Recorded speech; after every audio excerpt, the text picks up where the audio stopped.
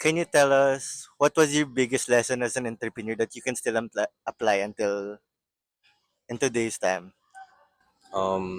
Biggest lessons sa yung pagnenegosyo is, una is yung discipline.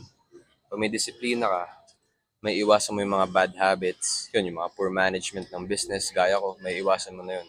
So yun, disiplina sa pera, strict sa funds, yung pera dapat sa negosyo lang iikot, hindi mo siya ilalabas agad, hindi ka magsa-celebrate agad, more on strict talaga, as in discipline talaga. Tapos pangalawa, ayun, good energy, good intentions. Kasi yun nga, magnet tayo mga tao. Pag good yung energy mo, good yung intentions mo, ma-attract mo rin yung mga taong katulad mo. And along the way, sila yung tutulong sa'yo. Yun nga, mga collectives yan, mga idols, ganito ganyan, yung mga nag-represent ng opportunity for me and the brand. So, dun ko sila na-meet dahil sa good energy and good intentions. And last is, yun, time. Time is currency talaga. You have to value time. Kasi, yun nga, di nami-measure yung kayamanan sa pera eh. Kumbaga, nami-measure yung kayamanan sa kung gaano katagal pa yung oras mo. Ayun, bata pa ako eh. So, I have a lot of time pa to create, di ba? Marami pa akong pwedeng gawin, marami pa akong pwedeng eksperimentan, testingin kung ano yung gagana sa akin, kung ano yung hindi gagana. And ayun, yun yung three valuable lessons na learn ko sa journey ko.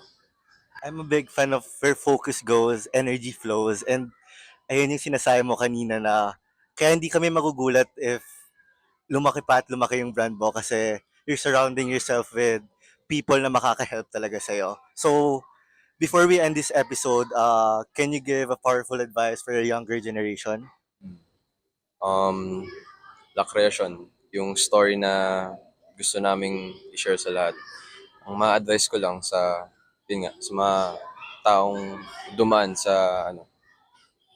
yung dinaanan ko is to keep on creating lang. Keep on creating, work with all your heart, keep the intentions and the energy good. Pero, yun nga, above all that, you have to surrender yourself to God. Kasi, yun nga, maraming plano ang tao, marami akong plano. Gusto kong maging ganito, gusto kong maging ganyan, gusto kong maging player, pero, yun nga, dumaan ako sa ilang injuries, di ba? Nasa sa kanya talaga yung nasa sa kanya talaga yung huling salita. Kumbaga, yun nga, hindi man ako naging player, na-meet ko naman yung mga idols ko through the brand. Tapos natutulungan ko rin si Zeus. Also yung team ko, like, yung team ko parang natulungan ko rin sila na mahanap yung purpose nila through the brand. Kumbaga, hindi na talaga siya hindi na talaga siya about the brand. Kumbaga, aalamin nyo talaga dapat kung ano yung why nyo. Bakit? Ba't ganito? Ba't ganyan? Bakit ko ba ginagawa to? Ba't ko ba sinimulan to?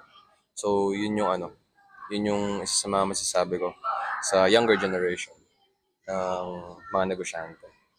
Thank you, brother, for sharing your inspiring story. It was a pleasure to meet you.